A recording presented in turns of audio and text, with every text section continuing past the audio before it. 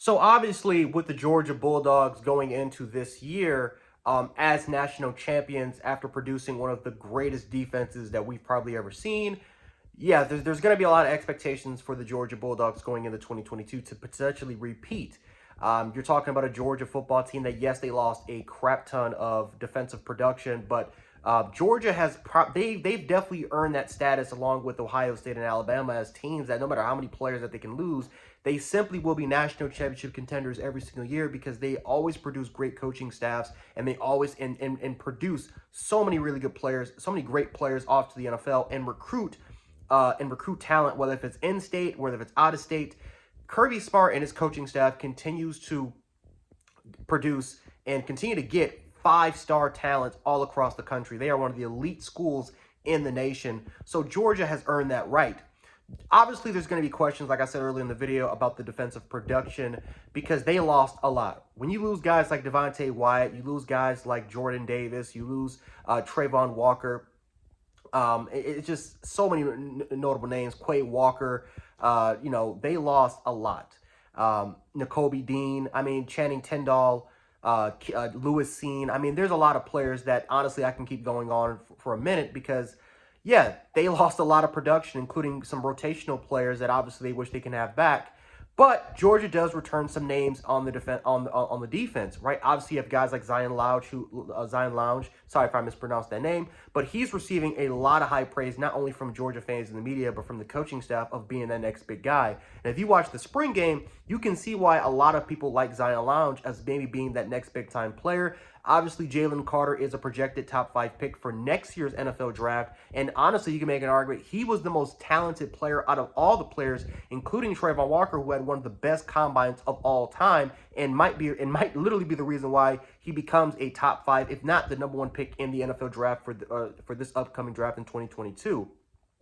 So that's really, really exciting if you're a Georgia fan to have a player like that there. Robert Beal and Nolan Smith, two athletic freaks of nature coming off the edge, could be huge. Obviously, you look at a player like Nolan Smith, who has kind of been in the back burner, been more of a rotational player for pretty much his entire career at Georgia, finally now has his opportunity to shine and could sneak up and be a first-round pick. Again, you look at a player like Trayvon Walker, who kind of was in that very similar position where he was pretty much a rotational player for his entire career. Even in his last year in Georgia, Georgia had so much depth all across the line that he just didn't really have the production as far as reps. He had the productivity as far as his stats, but did not have the production as far as his reps because he had to share with so many players. Nolan Smith has a really, really big opportunity to be that guy, be that number 1 guy, and potentially sneak up to being a first-round prospect because just in 2019, he was the number 1 overall player. Even Kayvon Thibodeau being in that class, he was number 2. Nolan Smith was number 1 according to the 24/7 Sports composite list. So Nolan Smith is going to be should be a really, really huge contributor to that Georgia defense. And honestly, they need him to be that guy because even though Georgia has a lot of 5- and 4-star players on that list, they don't have the amount of experience compared to what they had in past years where they could just heavily rely on it just in case of one guy couldn't go down. Remember, I remember back in 2020, even though they didn't win the national championship in 2020, remember, Jermaine Johnson, Nolan Smith were on the same team together with Trayvon Walker. So literally you had around like 2 to 3 edge guys right there, and 2 of those guys are projected first-round picks. Georgia has pretty much been that type of school, which Kirby Smart has done a phenomenal job of getting the talent to not just get at Georgia, but to stay at Georgia for around 3, 4, sometimes even 5 years at a time. It's one of the reasons why, again, not even Alabama, who used to kind of be that type of way, but over the years, as Alabama continues to win national championships or compete for national championships, it's normally 2 to 3 years of great production, and then they're off to the NFL. So it's hard to keep getting that talent in there. So Georgia, for the first time, there's going to be question marks about their depth. Yes, their defensive line is going to be really, really good. They got some players, like I just said before, with Jalen Carter, Zion Lounge, some notable names there. Obviously, Norton's a guy to kind of keep an eye on. Nazir Stackhouse is a really, really, one of those also contributors on that defensive line. Obviously, I mentioned Robert Beal with Nolan Smith. But you look at the linebacking position, you lose 3 top linebackers in N'Kobe Dean, Channing Tindall, and Quay Walker, right? Who are going to be those guys that can step up to the plate and really get those guys. So there's some question marks about the inside, about your inside linebackers, about your jack, about your Mac positions. Right? Is Samuel Mondin? Is he going to be one of those guys? A 5-star, but again, he's a guy that just doesn't really have that much experience. It'd be very interesting to see what he can kind of bring to the table, and some of the other guys that can maybe step up for the Georgia Bulldogs. I think the back end of their secondary will be fine. Again, Tyke Smith, who they even play, the transfer from West Virginia, he's going to have an opportunity to kind of show up there. Obviously, you have Christopher. Obviously you have Christopher over there, Keely Ringo on the other side, who's also a projected first-round pick, Dane Jackson, William Poole. They have names in the secondary. Malachi Starks, who's getting a lot of raves from what I've been hearing. He's been getting a lot of raves, kind of that Louisiana State, Louisiana 5-star talent in the back end of your secondary. And then we even have to include some freshmen, guys like Dylan Averett. There's one more name I'm forgetting, but another 5-star that Georgia was able to kind of pick up there as well. So they got young guys. They got a mixture of experience and young guys there. Probably the younger guys with a lot more upside than a lot of the players that will be starting for Georgia this season, which has probably the better floor, but not as near the ceiling as some of those young guys. And even though, again, Georgia had one of the best defenses of all time, it wasn't because of their secondary. The secondary was a contributor, but it's not like 2013 Seattle Seahawks or the 2015 Legion of Boom, where those guys were the notable names. They just didn't really have those huge notable names, maybe besides Lewis Seen, who could be a first-round pick for them. But it'll be very interesting to see how this Georgia secondary will be because they were really, really good. They didn't allow a lot of passing yards, only except to Alabama in the SEC championship game. And even, I guess if you want to count the national championship, because Bryce Young did almost he threw for over 300 yards, but you can make an argument a lot of it was kind of garbage time. So the biggest question is not really their defense. I know a majority of this video has been on their defense, but the offensive side of the ball is the biggest question mark for me. Not because they don't have the productivity, it's kind of the opposite. They do have a lot of productivity coming back. When you look at the offensive line, you love what you see from the offensive line. It is a lot of experience in that offensive line. Obviously, guys like Cedric Van Pran and Broderick Jones are two guys that could end up being first-round picks. They also have some other guys as well on the offensive line that you really, really like. But it is a huge combination of size and experience and tons of 5- and 4-star talent on the offensive line. Then you look at the receiving position, which is honestly my favorite, because I watched that spring game, and these guys were running 13, 14 personnel, and obviously with Eric Gilbert, the transfer from LSU, I've talked about Eric Gilbert. I've made videos on Eric Gilbert. I think in my eyes, he's the most talented receiver I've ever seen coming out of high school, because he legit could be a first-round. He legit looked like a first-round pick in high school. Kind of one of those Derek Stingley type of players where if they can get their head on straight, if they can get focused, the talent is already there. The talent is already there. No one's covering Eric Gilbert. His route running ability, his route tree ability, it's incredible to watch as a high school player in Eric Gilbert, because at 6'5", 253, and how agile, how quick he was, his footwork, his catching ability, you felt like this could be a first-round pick. So the fact that now he's at Georgia, it seems like everything has kind of gone right. That is huge.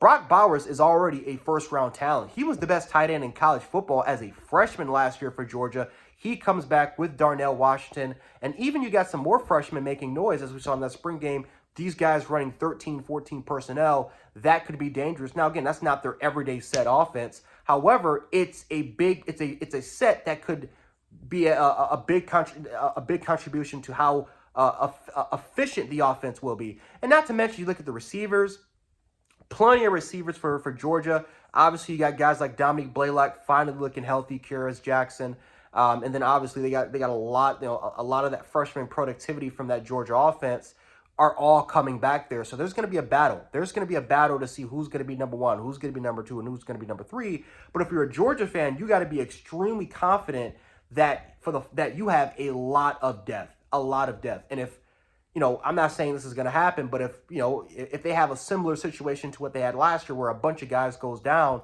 as a Georgia fan, I'm just looking at it from the lens of a Georgia fan, I would be comfortable that, listen, I have a lot of experience. We won a national championship with a lot of these receivers.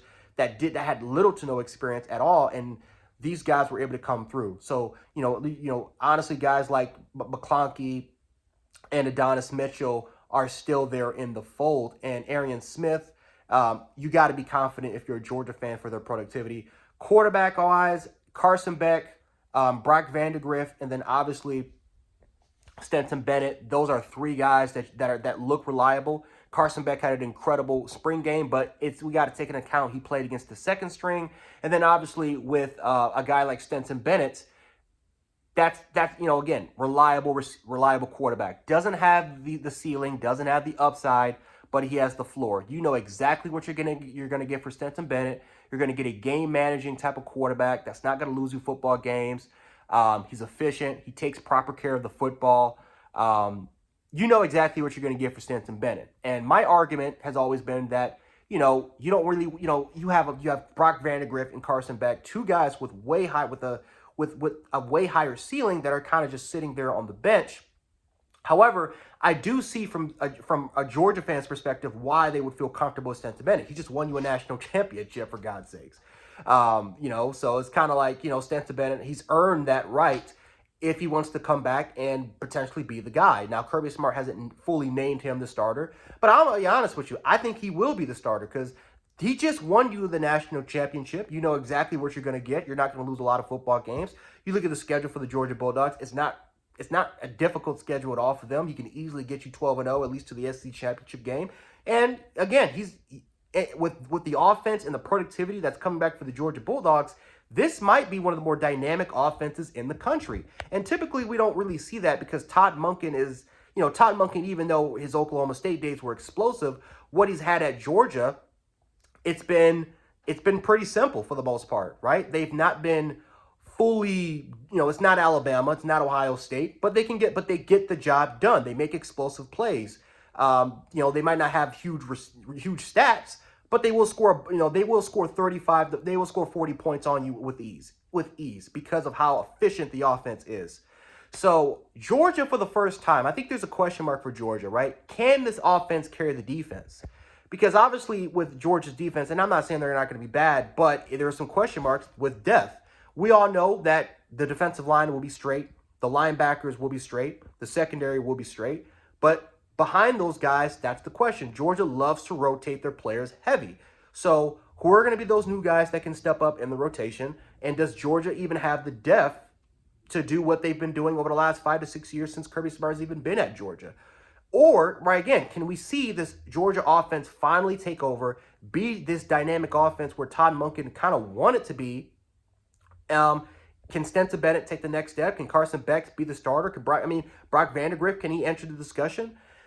Obviously there's a lot of question marks, but a lot of good, but really positive, right? Really good questions that honestly I think that Georgia fans are going to be excited about. I don't think there's any negativity at all if you're a Georgia fan. Maybe the only negative, I guess really the only question mark that maybe can bite Georgia is can they beat Alabama in the SEC championship game, which, obviously that's been a question mark for years.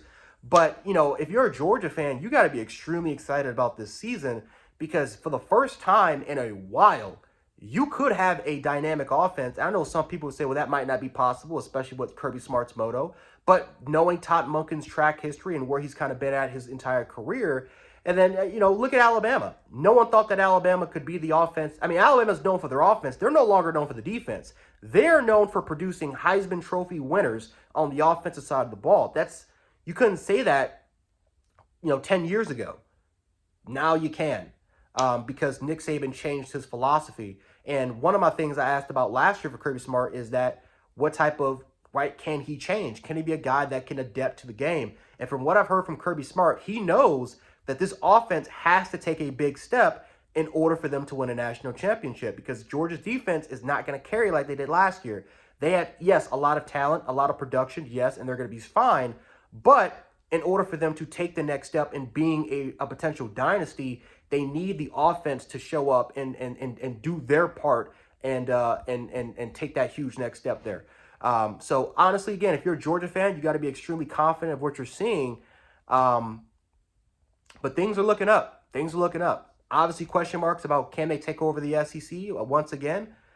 Can they dethrone Alabama away from their seat? Because even though they beat Alabama, Bama did beat Georgia in the SEC championship game with with two fully healthy receivers. Yes, yes, I am kind of taking my shot. But anyway, guys, that's all I got. I know this video is dragging on long, but Georgia fans, let me know how you guys feel about this video, and we can have a discussion about it. But yeah, guys, I'll catch you guys in the next preview.